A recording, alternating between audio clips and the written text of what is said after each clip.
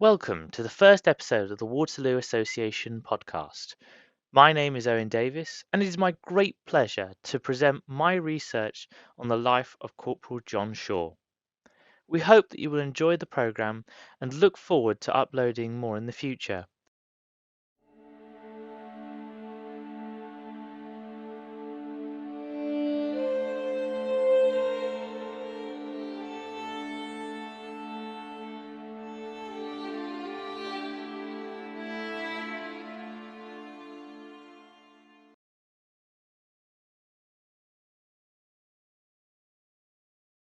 In 1877, on the 62nd anniversary of the Battle of Waterloo, the village of Cossall in Nottinghamshire erected a monument to commemorate three local heroes of the Hundred Days Campaign: Thomas Wheatley of the 23rd Light Dragoons, Richard Waplington, and Corporal John Shaw of the 2nd Regiment of Life Guards, a man who had earned the accolade of being described by one of Charles Dickens's characters in the novel Bleak House as "Old Shaw the Life Guardsman.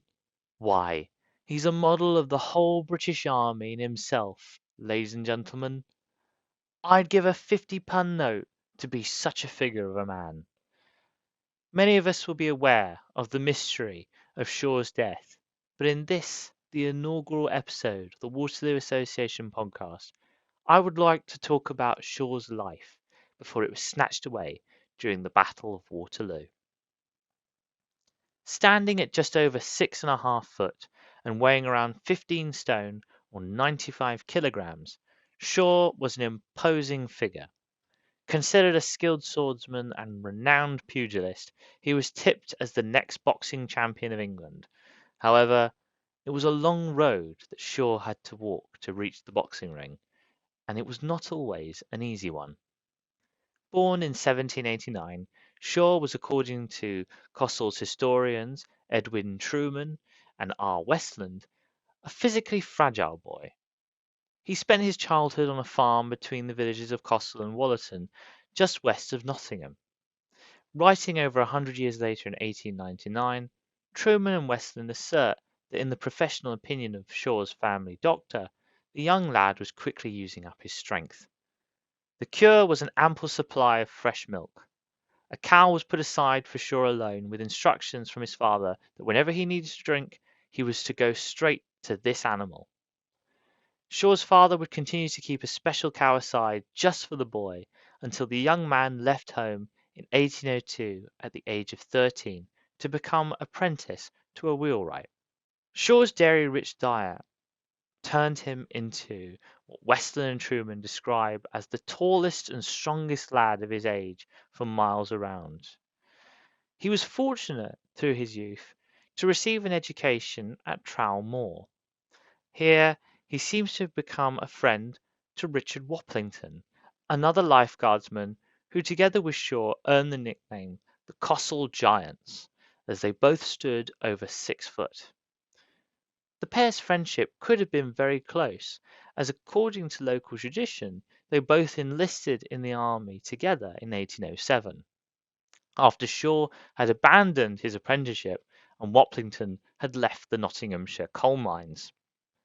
However, before Shaw enlisted in the army, a singular event is alleged to have occurred that awakened a passion within him. According to the journalist and sports writer Pierce Egan, at some point before enlisting in the army, Shaw fought a man some 3 stone heavier than himself whilst in Wollerton. He already had a reputation for fighting his fellow apprentices, forcing Shaw to abandon his job at the wheelwrights, but in this fight, according to Egan, he seems to have initially fared poorly, and he was very close to being defeated. Egan expands on his narrative and claims that, at the crux of the battle, the renowned boxer and former champion of England, Jem Belcher, entered the ring. Belcher was a doughty boxer. His championship lasted from 1800 to 1805, and a portrait of the boxer painted by Charles Allingham in 1800 shows this plainly on his face. The features that Allingham represents are of a battered and bruised cheek and crooked nose earned in the ring, a set of affairs that would only be made worse when he lost an eye in 1803 when Belcher was hit by a racquetball. According to Egan, the veteran Belcher took Shaw to one side, instructing the young man how he could best defeat his opponent, and within 2 rounds Shaw had snatched victory from the jaws of defeat and won a local reputation as an expert boxer. It is hard to say whether the encounter with Belcher is simply an anachronistic myth produced by Egan from folk memory to highlight Shaw's predestined path into boxing. However, despite the uncertainty of the authenticity of this tale, it may have been a fight like this one which awakened Shaw's passion for pugilism. As he entered the Life Guards in 1807, Shaw's strength improved through frequent exercise with the dumbbells. Egan later described the change this wrought on his arms, making them appear like 2 maypoles assisted with proportionate strength. It would be a certain Colonel Barton, possibly Lieutenant Colonel Robert Barton of County Tipperary, who was serving in the Life Guards, to recognise Shaw's raw talent, and it would be Barton who introduced him to the Fives Court in London's St Martin's Street. Today, St Martin's Street is a side road off of Leicester Square, its only recognisable features being that it's a direct route from the cinemas of Leicester Square to the back of the National Gallery. But in the early 19th century, St Martin's Street was the beating heart of English boxing. In the vaulted halls of the Fives Court, the great pugilists of the age, such as Tom Cribb, Daniel Mendoza, and the African-American sportsman Tom Molyneux, all cut their teeth in the boxing ring at the Fives Court. As Shaw entered the world of pugilism, the sport was in the process of taking on its current form as modern boxing. During the 1740s, the reigning pugilist champion of England, Jack Broughton, created a set of rules for pugilism which would last into the 19th century. These rules aimed to remove many of the dangerous techniques like hitting or grabbing the opponent below the waist. Additionally, kicking or continued injury of a contestant whilst they were on the ground were also banned. Broughton also encouraged impartial refereeing of matches and introduced the forerunner to the modern boxing glove, which were called mufflers. These were initially used for training. Though these changes had become part of pugilism when Shaw started boxing, the fighting was still brutal. Many bouts lasted for over an hour, with opponents pummeling each other at close quarters with bare fists. In his first practice spars, Shaw was found to be slow on his feet compared to his contemporaries. It took regular training to speed up Shaw's motions and his strikes until he could effectively perform milling blows against his opponents. Milling consisted of a collection of quick, short jabs aimed at disrupting the torso of an opponent. Shaw effectively combined this offensive technique with a judicious use of his left hand whilst retreating from his opponent.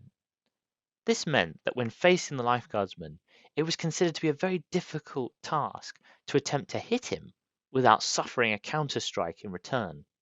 Shaw's training was given further impetus when he was introduced by his officers to Jackson's Rooms, which was situated at number 13 Bond Street. Jackson's was a professional boxing club where amateur and professional pugilists went toe-to-toe against each other, and newcomers were put through their paces. It was during one of these trial shows that Shaw first made his reputation while sparring with a man called Captain Barkley, an opponent famed for his punishing strikes and for training the 1808 to 1812 champion of England, Tom Cribb. During the bout, Shaw managed to deliver, and I quote, such a convincing blow to his, Barkley's, mouth that a dentist was absolutely necessary to replace matters in statu quo. Shaw had managed this whilst wearing boxing gloves. Pugilist enthusiasts were convinced that they had a rare talent on their hands. Even when Shaw was defeated by Tom Belcher, brother of Jem Belcher, who is supposed to have advised Shaw in Cossel, so all those years ago, the boxing community was alive to the Life Guardsman's talent, and he was already being likened to the legendary Tom Cribb. But not all of Shaw's training was for the ring. According to James Patterson, an Ayrshire printer, editor, and historian, during this period in Shaw's life, he would train with another man who would make his name at Waterloo, Sergeant Charles Ewart of the 2nd Royal North British Dragoons, Scots Greys. According to Patterson, these two giant men, both standing over 6 foot, would practice fencing together, with Ewart instructing the young guardsman, and the pair were not above donning gloves and sparring in the ring as well. All of this rigorous training had some unforeseen perks as well. Shaw's physique was considered perfect for neoclassical works, allowing him to supplement his income by modelling for ladies' drawing classes. He was also a popular subject for the sculptor Benjamin Haydon and the painter William Etty. It's even rumoured that during one of his sessions with Haydn, Shaw met the famous Scottish poet Sir Walter Scott. However, stories like these are very difficult to corroborate, since Shaw, like many of his contemporaries, was slowly becoming something of a minor celebrity, and urban legends were starting to follow in his wake. As he went from strength to strength in the ring, his fame rapidly increased as he fought several high-profile sparring matches, including his self-professed proudest fight, a bout in which he bested the famous boxer Tom Molyneux. Despite all of this fame, he had not yet attempted to compete for the Championship of England. This would all change on the 12th of July 1812, when Shaw fought Jack Burrows of Bristol, a protégé of Cribb who had previously fought and been defeated by Molyneux in 1810, in a contest which left not a feature of Burrows's face distinguishable, but it had still taken 65 minutes for Molyneux to close his victory. Shaw's bout with Burrows would last a mere 17 minutes in comparison. While Shaw would leave the ring unscathed, Burrows, on the other hand, had to be led out, as the blood pouring from his face obscured his vision. 3 years later, in 1815, so confident was Shaw in his prowess that he challenged all of England for the title, and on the 18th of April 1815 his challenge was accepted. This time by Edward Ned Painter, a pugilist who had fallen on hard times and was an incarcerated debtor in Fleet Prison. The pair fought on Hounslow Heath for a 50-guinea prize. Painter started off well and appeared to be gaining ground on the Life Guardsman, yet Shaw's weight and skill began to turn the fight in his favour. Planting his blows with confidence and ease, in 28 minutes Shaw had dispatched the gallant Painter, who suffered 10 consecutive knockout strikes and was asked several times to resign from the fight, but refused to quit until Shaw finally brought him down. With this victory, Shaw seemed closer than ever to conquering the English title, as Painter's seconds were Tom Cribb and Tom Oliver, the two men who stood between the Life Guardsmen and sporting history. Surely, having seen his treatment of Painter, they could not refuse to accept Shaw's challenge. But we will never know what the result could have been, as no sooner had Shaw bested Painter than he was given his marching orders to cross the Channel and face the recently returned Emperor Napoleon. Despite attempts by Shaw's fans to pay for his discharge from the army so he could prove that he deserved the Championship of England, Shaw refused and would ultimately lose his life on the field of Waterloo on the 18th of June, 1815. We hope you enjoyed the Waterloo Association podcast, and we're very excited to post up new episodes in the future. With each edition of the journal, we will be announcing a new theme for the podcast until the next Waterloo Journal edition. And we want to invite all our members to submit entries for the podcast on these themes. All podcast submissions must be 10 minutes in length, and you can record them yourself or submit a script for recording. If you would like to record your script or would like further guidance, we have a how-to guide posted onto YouTube to help you record your podcast. Please submit your entries to waterlooass@gmail.com. That's waterlooass@gmail.com. We look forward to receiving your entries.